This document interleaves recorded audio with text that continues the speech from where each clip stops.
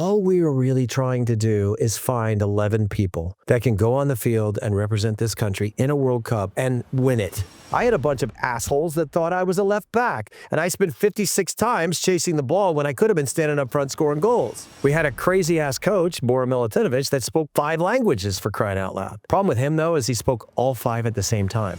It used to be the English. It was like, you got to do this and you got to do that. Okay, great. You're over here telling us what to do because you weren't good enough to stay in your own country. You're not fooling me, dude. You're not. All right, there you are. Here I am. It is summer. The summer has officially started, and everybody is letting the heat get to them, I think. Everyone's going absolutely crazy. Not to mention, it's a crazy world right now. There's a lot of stuff going on all over the planet that gives us good reason to go a little bit nuts because things are a little bit wacky right now. But why does soccer have to go and get wacky? Right? It's the one thing that we can always come back to and say, hey, at least we've got soccer, football. It's going to provide what we love, and that is to watch great games, to get to watch our national team, which is now participating in the Gold Cup, off to a fairly good start. They will play again tonight, just to put a timestamp on what I'm saying now and how that equates to where we are in the world as far as results, because by the time you see this, the result will have come out of how the United States actually did in this second game of the Gold Cup against Saudi Arabia. However, that's not what I want to talk about today. Now, I'm going to try and find the best starting point, but very recently, my good friend, Alexi Lalas, decided to chime in on diversity. And he has made the argument that maybe diversity is bad when we were talking about the overall realities of building a national team. Now, there's plenty of really cool stories to talk about when it comes to other nations, not us, that have 370 million people or whatever, trying to figure out how to find 11 soccer players. Because that's what we're doing, right? That's all this is. All this bullshit and all these thousands of people that play and think that they're better than what they are, and sometimes they are, sometimes they aren't. All we are really trying to do is find 11 people that can go on the field and represent this country in a World Cup and win it. Can we just say that? That's the point, to win the whole damn thing. Now, there's so many different layers to this, and there's so many different people that have decided to chime in about why the United States is still failing to figure out how to put 11 people on the field. But as good friends as we are, Alexi, you cannot go that route and say that diversity is what's working against us. Too many different languages, too many different cultures. It's just too much.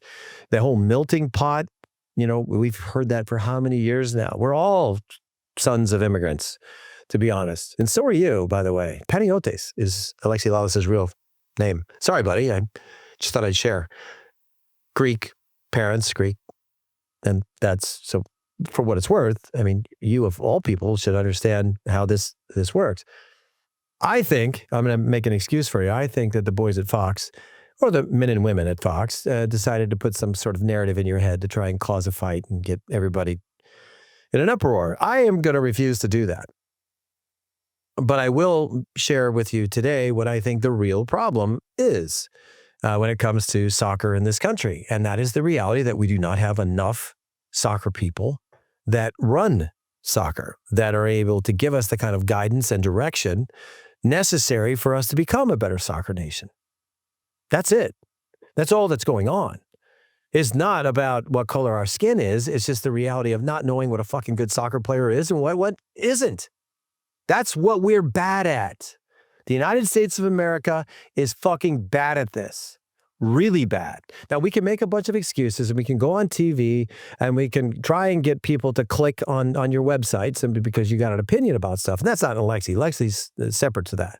There's a lot of other idiots out there that are spreading some sort of idea that this needs to be different than what it is because of diversity. Tim Howard, unfortunately, wrote something along those lines. Abby Wambach chimed in about what it means to be American. Stay out of this, dear.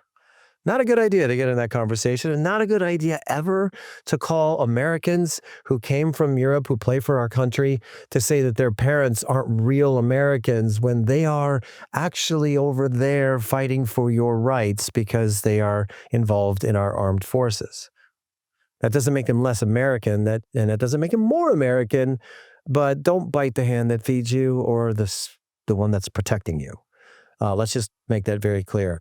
I am in a different school of thought, I guess. I don't really care where these people come from, and I understand that they have to go through the paperwork of legitimately or legally, I hate to say that right now, be a part of the American system. But if they qualify, if they fit the criteria and they are very good at what they do, meaning soccer, then yes, put them on the team and figure it out. It's not that hard. It's not that hard. It's actually a massive advantage that we should have, that we could access multiple nationalities who become dual citizens who can participate in a World Cup and make the United States of America better. That's not the problem. The problem is we're fucking bad at this. We have so many resources now, but we're still not at a level where we can actually talk about the complexity of the game and or the realities of what makes a good player and what doesn't. And piecing this together and forming a puzzle, which is essentially what it is, with positions. It's not a system. It's just a bunch of very talented athletes who are very specifically good at one thing within the game of soccer, which means we need somebody, anybody, to figure that out. And what that means is when you find a good player, you don't fucking change him into something that he or she is not. Let's start there. That's a big part of the problem. You fucking did it to me. And that's why I get angry, and that's why I'm bitter, and that's why I'm yelling at you right now. I had a bunch of assholes that thought I was a left back, and I spent 56 times chasing the ball when I could have been standing up front scoring goals. I'm sorry, Clint and Landon, but if they would have let me play the other 56 games at forward, you'd be looking up, not down at the record sheet. That's the reality. Is that arrogant? Yeah, maybe. I don't care. But yeah, I would have scored a hell of a lot more goals if I didn't have coaches who didn't know what the fuck they were doing. Okay? There it is. We've made so many mistakes and we keep throwing shit at the wall and some of it slides down. Very seldom does something stick. But until we figure out the realities of what it takes to be successful at the international level, then we will continue to stagnate. We will continue to be a mediocre team that has some players that you were celebrating play in big leagues. But until the puzzle isn't missing a piece or a couple pieces, or is somehow offset, or it doesn't kind of, or maybe we hung it on the wall, but it's sideways and everybody's standing back saying, well, tilt that a little bit. There's something off. There will continue to be something off with our country until we get the right people that are in the right positions to make the sport better. We have a bunch of frauds in this country. We have a bunch of people who have come from their country. This is not a diversity problem. This is just the reality of how it is. It used to be the English. It was like, you got to do this and you got to do that. Okay, great. When you're over here telling us what to do because you weren't good enough to stay in your own country. You're not fooling me, dude. You're not. And now we got a couple other accents who have floated in there. Some are French, some are from South America, but that doesn't mean that they're the geniuses. It doesn't. There's plenty of success stories to talk about. Look at Holland.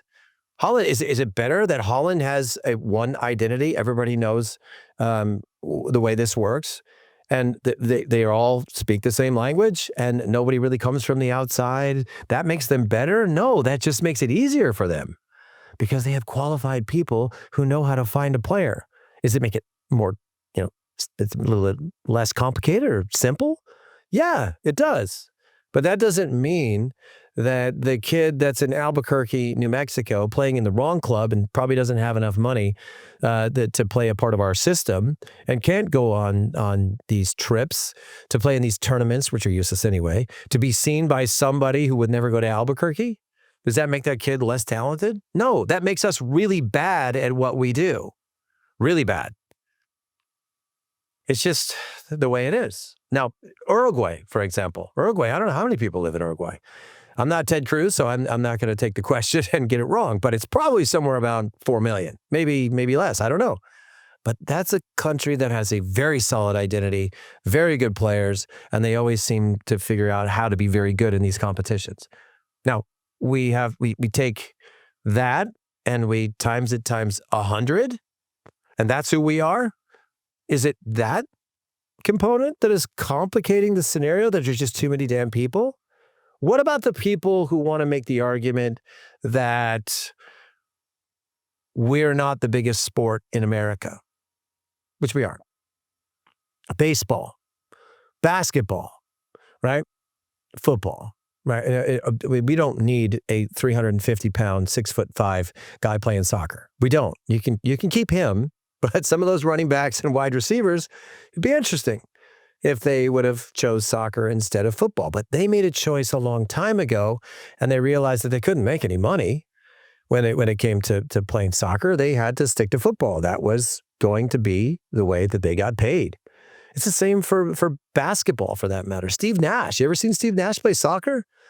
He's Canadian, but he's pretty damn good. And I can't imagine what that would have looked like if he would have dedicated all his time to becoming a better soccer player.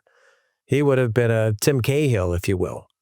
And he's not from America either. He's obviously an Aussie. But the truth is that players come from everywhere, and players come from all walks of life. And getting on them and playing the diversity card and saying that that's hurting us, let's not do that. Let's not do that. This country continues to be great. It continues to be very diverse. And it doesn't matter whether we have to, include the diversity component or not. What we need to start doing is taking the colors out of it and identifying players who are actually going to help the U.S. national team and qualify to play for us. It's that simple. It has nothing to do with all this other bullshit. It really does. Whether Tim Howard wants to write an article about it and come off almost, it was almost racially driven, and it came off the wrong way. And I'm not going to give him a full pass, but the way that article read really gave you some insight as to how his mind thinks. And by the way, he's not thinking appropriate. He does a podcast with Landon Donovan. Landon Donovan also doesn't think that Jermaine Jones should have played on our national team because he wasn't American enough. That's got to stop. That's got to stop. What needs to start, though, again, for the third time, is find the right people who are good at identifying the best players that we have, regardless of where they come from. As long as they qualify and they check all the boxes, let's put them on the field. And let's not try to change them into something that they're not, or something that we want them to be. We see this all the time at the youth level. Let's let them be the player that they are supposed to become or are, and let's not kill that spirit, but let's figure out how to mesh those spirits together so that we have a very good team. I was talking to a couple of people about this yesterday, and somebody took issues with the 1994 team, and I'm like, all right, well, Ernie Stewart's from Holland, so what? Scored a great goal against Colombia, by the way.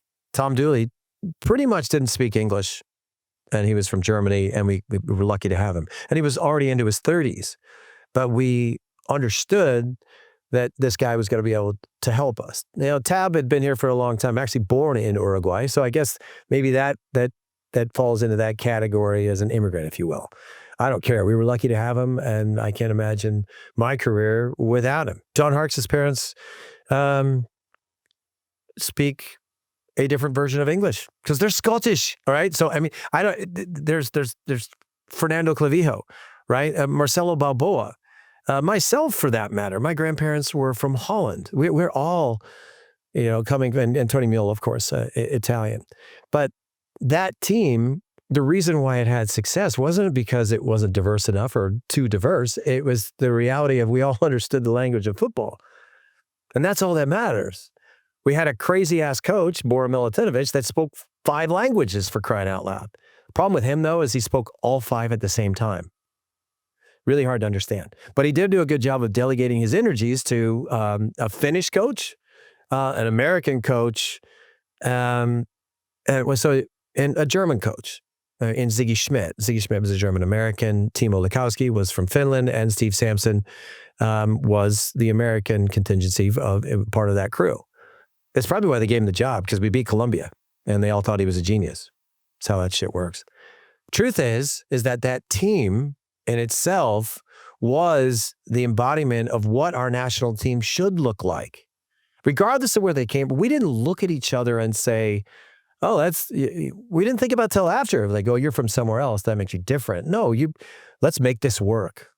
I mean, Roy Wegerle, who was probably one of the most misused soccer players that this country has ever had, had South African origins, but he also had played in multiple years in top flight football in England and scored phenomenal goals.